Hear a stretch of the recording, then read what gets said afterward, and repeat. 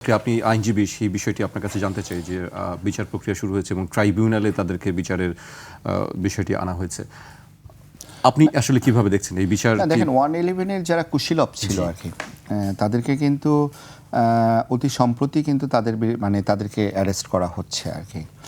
আর ট্রাইব্যুনালে যাদেরকে ধরা হয়েছে সেটা হচ্ছে আপনার যারা ফ্যাসিস্ট ছিল তাদেরকে বিচার প্রক্রিয়ার আওতায় অলরেডি আনা হচ্ছে এবং অনগোয়িং একটা প্রসেস আর কি।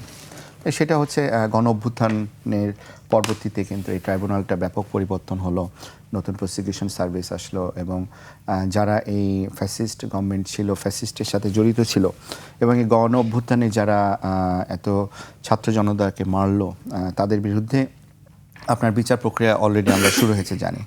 আর এখন ইদানিং আমরা যেটা দেখতে পাচ্ছি যে 111-এর অন্যতম প্রধান কুশীলব লেফটেন্যান্ট জেনারেল মাসুদউদ্দিন চৌধুরী সাহেব, ওনাকে অ্যারেস্ট করা হয়েছে, অ্যারেস্ট করে 5 দিনের রিমান্ড নেওয়া হয়েছে। আবার লেফটেন্যান্ট কর্নেল আফজাল নাসের, যার বিরুদ্ধে অনেক ধরনের অভিযোগ আছে, বিভিন্ন রাজনৈতিক ওই সময় নেতৃবৃন্দকে টপ লেভেলের যারা নেতা আছে তাদেরকে বিভিন্নভাবে মানসিকভাবে হেনস্থা করেছিল, তাকেও কিন্তু অ্যারেস্ট করা হয়েছে। তো এখন আসলে যে বিচার প্রক্রিয়াটা কি, আসলে দেখেন, আপনি একটা অপরাধ করে আপনি পার পেয়ে যাবেন এটা কখনোই হতে পারে না। আপনি যত বছর পরেই হন না কেন, আপনাকে বিচারের আওতায় আসতেই হবে, আপনাকে ট্রায়াল ফেস করতেই হবে। বঙ্গবন্ধুর এই যে খুনিদের বিচার কত বছর পরে হলো, কিন্তু বিচার তো হলো। তো এই সময় যারা এই 111-এর যারা উৎপত্তি করেছে, যারা -2 ফর্মুলার সাথে জড়িত ছিল, যারা বিভিন্ন সারির নেতৃবৃন্দকে, সে যে দলেরই হোক, অযথাভাবে হয়রানি করেছে, যারা ব্যবসায়ীদেরকে ব্যবসা করতে দেয়নি, যারা বিভিন্ন নেতৃবৃন্দকে টর্চার করেছে, আমাদের বর্তমান প্রধানমন্ত্রী তারেক রহমানকেও তো আপনার শারীরিক এবং মানসিকভাবে টর্চার করা হয়েছে, তো অহেতুক করা হয়েছে। সো তাদেরকে কেন বিচার প্রক্রিয়া আনা হবে না? এটা তো একটা সাধারণ দাবি, এটা একটা সাধারণ জনগণের দাবি।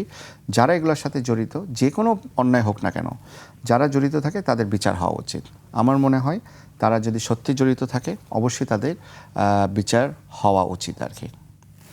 আর আইন আইনের মতো চলবে, তাদের বিরুদ্ধে যে অ্যালিগেশন আছে, অ্যালিগেশনগুলো যদি প্রুভ হয় তাহলে আইন আইনের মতো চলতে থাকবে আর কি। জি, আর বারবার আমরা দেখি যে সামরিক হস্তক্ষেপ আমরা আমাদের রাজনীতিতে দেখি, এই বিষয়টি থেকে আসলে বের হওয়ার কি উপায়?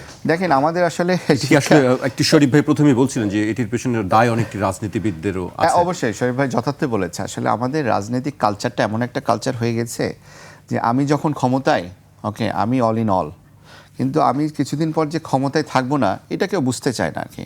এটাই একটা প্রধান সমস্যা আর কি আমাদের রাজনীতিবিদদের। শুধু সমস্যা আমি বলবো না, এটা আসলে দেখেন, এই যে যারা আপনার টপ লেভেলের সেনাবাহিনীর কর্মকর্তা যারা আছে, পুলিশ বাহিনীর কর্মকর্তা যারা আছে, তারাও কিন্তু অ্যারেস্ট হচ্ছে, আমরা দেখতে পাচ্ছি, তাই না? আপনি দেখেন নির্বাচন কমিশনের যে চিফ ইলেকশন কমিশনার ছিল, ওনাকে জুতার মালা পরায় কী ধরনের হেনস্থা করা হলো।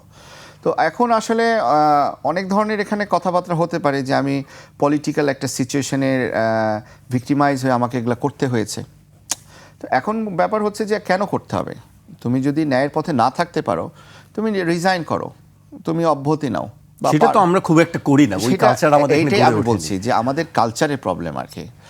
আমরা ওই যে যখন ক্ষমতায় থাকি ওইভাবে আমরা চলতে থাকি, কিন্তু এটা কিন্তু অনেক বছর পরে হলেও দেখেন এই ইফেক্টগুলো দেখেন, বর্তমান যে ইফেক্টগুলো হচ্ছে আর কি, এগুলো আসলে খুব প্যাথেটিক আর কি। এগুলো আসলে খুব দুঃখজনক। আমাদের জন্য দেখেন বিচার বিভাগেও দেখেন আর কি, যে আমরা দেখছি কি যে আপনার বিচারপতি মানিক সাহেবের অবস্থাটাও দেখেন আর কি, যে উনি একজন বিচারক আর কি। তো উনাকে যেভাবে অ্যারেস্ট করা হলো বা যেভাবে যে প্রক্রিয়ায় অ্যারেস্ট হয়েছে, যেখান থেকে অ্যারেস্ট হয়েছে, আসলে মানিক সাহেব একজন ব্যক্তি সেটা আলাদা, কিন্তু একজন বিচারককে এভাবে ধরা হলো, ঠিক আছে, মানিক সাহেব তার কৃতকর্মে সাজা পাচ্ছে, দ্যাট ইজ ডিফারেন্ট থিং। কিন্তু আমি ওনার পজিশনের কথা বলছি, আমি মানিক সাহেবের প্রতি সিম্পাথাইজ না, আমি পজিশন, একটা বিচারক এই অবস্থায় চলে গেল আর কি। তো এটা কেন যাবে আর কি? সো ওই বিচারককে বুঝতে হতো যে আমার যে স্ট্যাটাস, সেই স্ট্যাটাসের জায়গায় এসে আমি টক শোতে যা খুশি বলবো, আমি বিচারক হয়ে আমি রাজনীতির মধ্যে জড়ায় যাব, এগুলো তো আসলে উচিত না আর কি। আমরা আসলে নিজেদেরকে কন্ট্রোল করতে পারি না, এটা হচ্ছে আমাদের মেন সমস্যা আর কি। এটা আপনি রাজনীতিবিদরা নিজেদেরকে কন্ট্রোল করতে পারবে না, বা স্রোতের সাথে চলে, জনগণের ডিমান্ড অনুযায়ী চলে, অথবা রাজনৈতিক তাদের তাদের আদর্শ অনুযায়ী চলে, সেটা ডিফারেন্ট থিং।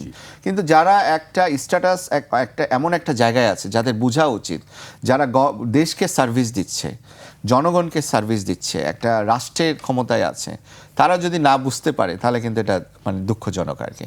জি, আমি আপনার কাছে আবার আসবে পর্যায়ে আমি শরীফ ভাইয়ের কাছে আসতে। শরীফ ভাই, মিলন ভাই একটি কথা বলছেন যে কন্ট্রোল করতে পারেন না, তাহলে কন্ট্রোলটা কারা করেন?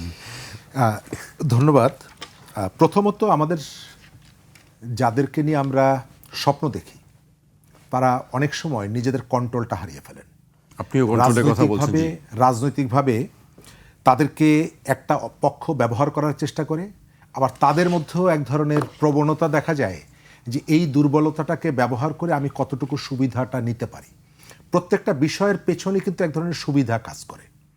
আমরা যে ভদ্রলোকের নাম এখানে আলোচনা করলাম, বিচারপতি শামসুদ্দিন মানিক, আপনার মনে আছে নিশ্চয়ই যে তিনি কিন্তু আওয়ামী লীগেরও অনেককে, মন্ত্রীদেরকে কোর্টে নিয়ে দাঁড় করিয়ে রাখতেন এবং এর ভেতর থেকে তিনি এক ধরনের সুখ অনুভব করতেন। অর্থাৎ তার যে ক্ষমতাটা, তার যে দম্ভটা, এটা প্রদর্শন করার একটা প্রবণতা তার মধ্যে ছিল।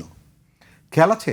সড়ক ভবন, সেখান থেকে তিনি নির্দেশ দিলেন 2 দিনের মধ্যে এটি যদি ত্যাগ না করে তাহলে আদালত অবমাননার জন্য তাদেরকে ডাকা হবে। অনেক ইস্যু এই ধরনের প্লেনের একটা ইস্যু ছিল, ইস্যু ছিল। অর্থাৎ তার মধ্যে শক্তি দেখানোর একটা প্রবণতা ছিল এবং তার চিন্তার জায়গায় কোনো জায়গায় তারা আমাদের ইমোশনটাকে তিনি ইউজ করতেন। মুক্তিযুদ্ধ এটি একটা ইমোশনের জায়গা, ওটাকে সামনে রেখে তিনি তার ক্ষমতাটাকে এমনভাবে প্রয়োগ করার চেষ্টা করতেন যে কখনো কখনো মানুষ বিভ্রান্ত হতো যে এই কাজগুলো তিনি করছেন, এবং এর ফলাফলটা কি হয় সেটা আমরা কিন্তু এখন দেখতে পাচ্ছি। আমি এর আগের যে অংশে ছিলাম আমি সেখানে একটু আসি। 111-এর সঙ্গে এটি রাজনীতিতে হস্তক্ষেপ, এই হস্তক্ষেপ বন্ধ হওয়া দরকার, এই হস্তক্ষেপ বন্ধ করা দরকার। এবং ওই যেটা বললাম যে একটা ইলেক্টেড গভর্নমেন্ট তার অনেক দুর্বলতা থাকার পরেও সেটি অনেকাংশে জনবান্ধব হয়। কিন্তু 111-এর আপনি কোন জায়গার থেকে বিচারটা শুরু করবেন, জবাবদিহিতার আওতায় কাকে কাকে আনবেন?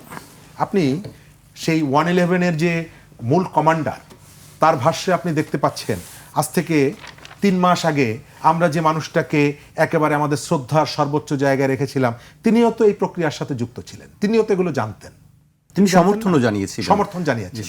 এবং সেই যে 111 সরকারের অনেকেই তো এই অন্তর্বর্তীকালীন সরকারের সাথে ছিল। এখন আপনি যদি জবাবদিহিতার আওতায় আনতে চান, আপনি কি কেবল সামরিক নেতৃত্বকে এর মধ্যে আনবেন, নাকি বেসামরিক যে নেতৃত্ব, যারা হয়তো গ্রাউন্ড তৈরি করেছে, যারা হয়তো এক ধরনের মনস্তাত্ত্বিক সম্মতি উৎপাদন করেছে, তাদেরকে কি আনবেন? যে বড় যে দুটো রাজনৈতিক দল, যে দলের একটা বিরাট অংশ, আমার এখনো পরিষ্কার মনে আছে মতিয়া চৌধুরী ঠাট্টা করে তার দলের সংস্কারপন্থীদেরকে বলছিলেন যে গেরিলা কায়দায় সংস্কার প্রস্তাব আনা হয়েছে। কেন? আওয়ামী লীগের 4 শীর্ষ নেতা, আলোচিত নেতা 4 জায়গার থেকে তারা তাদের দলের মধ্যে সংস্কারের প্রস্তাবটা এনেছিলেন এবং সেটিকে কটাক্ষ করে মতিয়া চৌধুরী আবার এর পক্ষে ছিল না, তিনি তার নেত্রীর পক্ষে ছিলেন এবং বলেছিলেন গেরিলা কায়দায় 4 জায়গার থেকে। তো বিএনপির মধ্যে বিএনপি অফিস আমরা দখল হতে দেখেছি, সেখানকার যে নেতৃত্ব তাদের অনেককে আমরা এখন পাওয়ারের কাছে দেখছি। এখন জবাবদিহিতার মধ্যে আপনি যদি আনেন তাহলে তাদেরকে কেউ নিয়ে আসবেন, নাকি আপনার পছন্দ এবং অপছন্দ 2 ভাগে ভাগ করে যাদেরকে আমার অপছন্দ কেবল আমি তাদেরকেই জবাবদিহিতার মধ্যে আনব? থার্ড জায়গাটা হলো এই প্রক্রিয়াটা আপনি যদি পুরো ঘটনাটা ওপেন করতে যান তাহলে যে রাজনৈতিক ভূমিকম্পটা এখানে হবে, সেই ভূমিকম্পের আঘাতটা সহ্য করার জন্য কি আপনার প্রস্তুতি আছে? আপনি কি প্রস্তুত? এই মুহূর্তে আমার এখানে আসলে প্রয়োজনটা কি? আমি মানে প্রশ্নটা অন্যের কাছে যে আপনি কি, নতুন একটি সরকার এসেছে, এই সরকারটার এখন ফার্স্ট যেটা তার কাছে চাওয়া মানুষের একটা স্থিতিশীল সরকার, একটা স্থিতিশীলতা, জননিরাপত্তা। এই যে মধ্যপ্রাচ্যের এই যে যুদ্ধ, এই যুদ্ধকে কেন্দ্র করে আমার ইকোনমির উপরে যে প্রভাবটা পড়ছে, সেখান থেকে আমি কিভাবে করব গত দীর্ঘ সময়ে আমি এই জায়গা থেকে ফিরে আসার জন্য আমি কি এদিকে মনোযোগ দিব, নাকি আমি একটা নতুন ফ্রন্ট ওপেন করব? বিএনপির কে দিয়ে কেউ কেউ এই কাজটিকে করার চেষ্টা করছে। সঙ্গে সঙ্গে একজন সেনা কর্মকর্তা গ্রেপ্তারের সঙ্গে সঙ্গে সুনির্দিষ্ট অভিযোগ তার বিরুদ্ধে, তিনি মানব পাচারের সাথে জড়িত, তত্ত্বাবধায়ক সরকারের অন্তর্বর্তী সরকারের একাধিক উপদেষ্টা তারা সাথে সাথে অভিনন্দন জানালো যে 111-এর বিচার হওয়া দরকার। তখন পর্যন্ত কিন্তু এটি আলোচনায় আসেনি যে সরকার, বর্তমান সরকার 111-এর ঘটনার বিচারের উদ্যোগ নিয়েছে। আমরা কি খুব প্ল্যান করে সরকারকে একটা জায়গায় নিয়ে যেতে চাচ্ছি? এই বিষয়গুলো আমার মনে হয় ভাবা দরকার। জি,